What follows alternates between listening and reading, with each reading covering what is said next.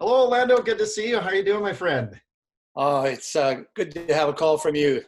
You're a famous guy, and I love talking to you. I think you're just as famous, if not more famous than me. Oh my goodness, let's not go there.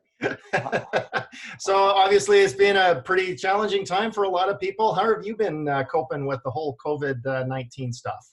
Well, we closed the bookstore for 8 weeks. That was very Oh, hard. wow. Yeah, We were still doing some web sales and that, but a lot of folks were laid off. My great staff, most of them were laid off. So it was really hard to yeah, I kind of bet. get through. And some of the, the first weeks, I cried a bit, it's just like, well, I don't know if I could take this. This is so challenging. The parking lot was empty and no people coming in. I'm kind of a people person. I love Yeah. relating to people. So it's been a little challenging. It's getting better now. You did manage to keep going a little bit with sort of online orders and that sort of thing, but there's kind of good news for customers because you've now reopened the store.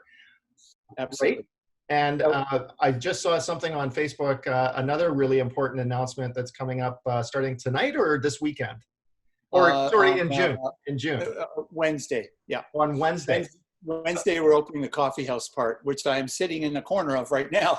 Oh, cool. So we started the bookstore again 2 weeks ago, and Wednesday we started the coffee house. So I'm looking forward to some good coffee and some good conversation and seeing our old friends again.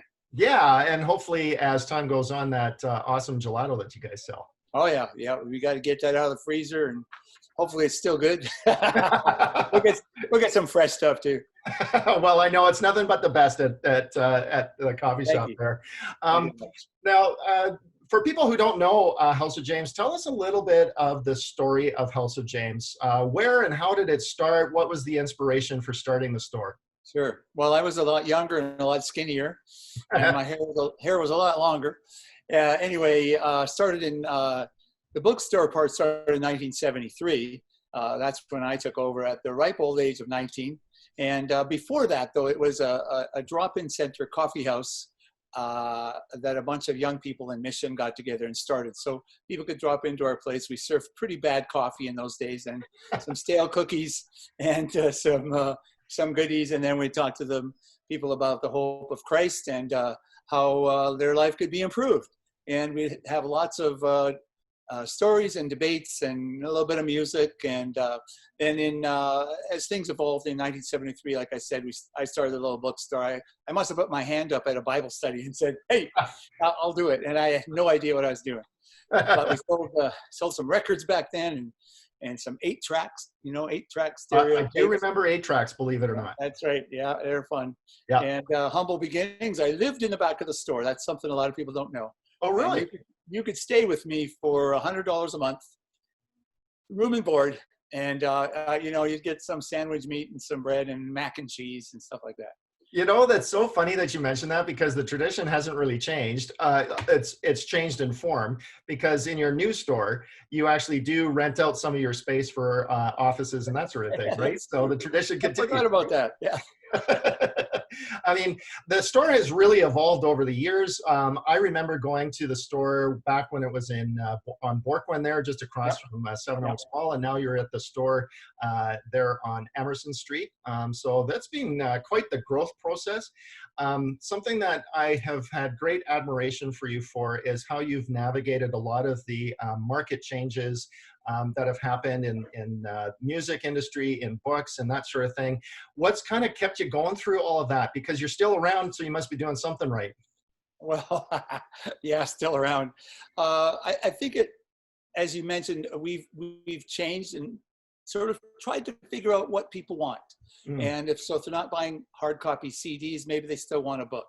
For a while there, Kindle was taking a lot of our book sales away, but it's not quite as in vogue to have Kindle. I mean, it's still there and it's important, but not as many people have embraced it as the experts thought.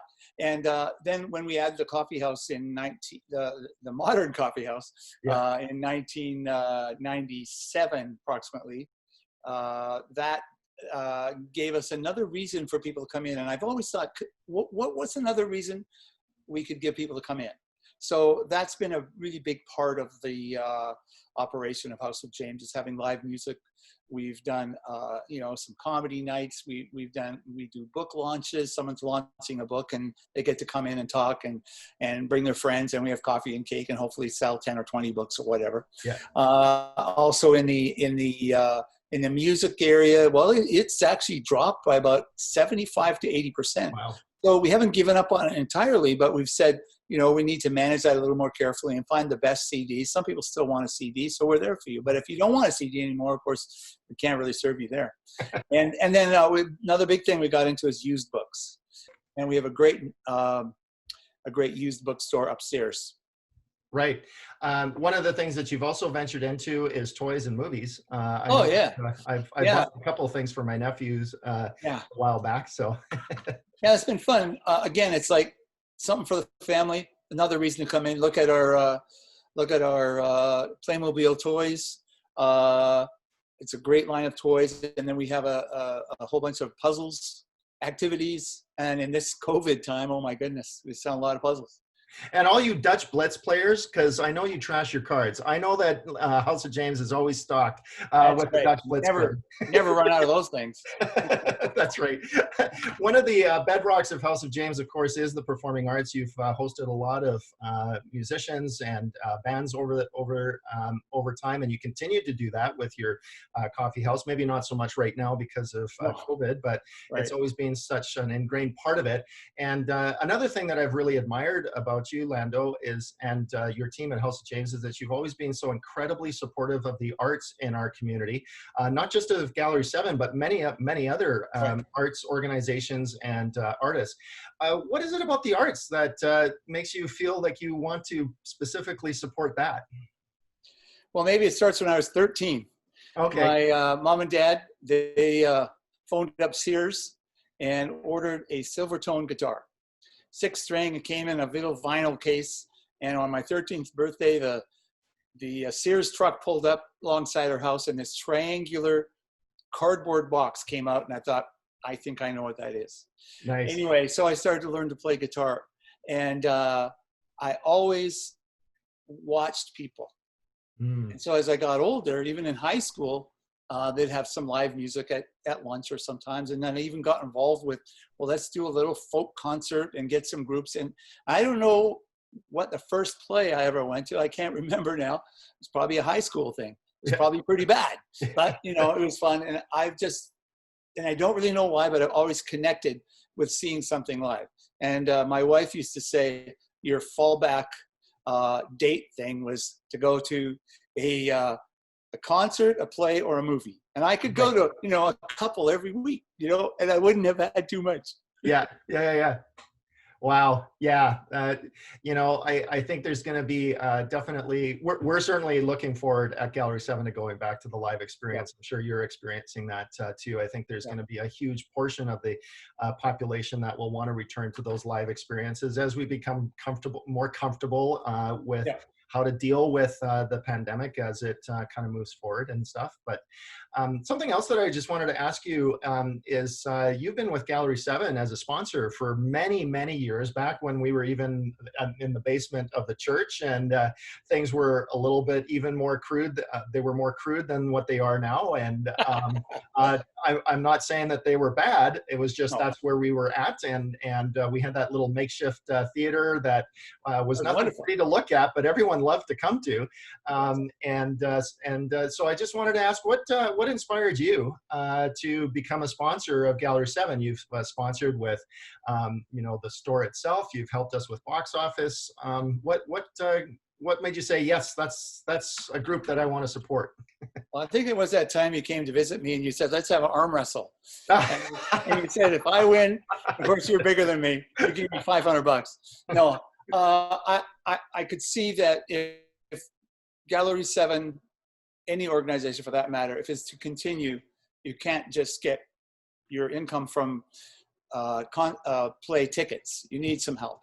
And I just feel good about helping Gallery 7 because I like live theater. And I know how much joy it can bring to people. Right. And the plays aren't always, happy plays or joyful plays, but even when we're provoked to think about something in a different way, that brings us joy too. And to see the actors, to see and to think about the work that's gone into it. You know, I've hardly ever seen a flaw. I mean, there's a few, right? You know, once you were on stage, something went wrong, but just joking. But Well, I've had my pants split on stage. oh, that's a disaster. Yeah, things happen. Yes. Anyway, so, you know, I think we all need to do a little bit. And as a business, we can help promote. And I just love doing that. I like to see it continue. And I, you know, would encourage other people, individuals and businesses to get involved and just keep this thing going, because it's a great asset to the community. Because Abbotsford is not known for, you know, a lot of things going on every single night of the year. I mean, it's known for things going on when Gallery 7 puts on a play, and there's a season, and there's, you know, 2 weeks or 3 weeks or whatever, there's something going on. But there aren't a lot of other choices all over the place. So it's really important to keep this going. It really is a part of an ecosystem, really, of this community. Absolutely. This is performing arts groups working together with the business community in order to make this a better place to live, work, and play. So I do have to say, Lando, you've been a tremendous support to Gallery 7 over the years, and it's too bad that we couldn't give you the full benefit of your sponsorship this last year, but we're looking forward to continuing that partnership, and that's in part why we wanted to do this video presentation, is to bring attention to our sponsors like yourself, who you know, keep us afloat through the year. We can't do it with ticket sales alone, and we certainly couldn't handle all of the box office services by ourselves, and I know that that can be a stressful time, and so please pass on our thanks to your staff for doing such a great job in handling all the ticket sales and just being a support for all these years. I have one last question for you, and that's this: what is one thing that you're really looking forward to doing when this pandemic is over? Well, there's a whole bunch of things, but the first one is just to get some guitar players in here. It doesn't have to be Silvertone guitars. It could be Martin guitars or whatever. Get some guitar players in here and play some music. Come on. Yeah, absolutely. I really look forward to that, or to going to something live somewhere. Right. You know, and just be fun. Well, hopefully that happens sooner rather than later. Yeah, for sure.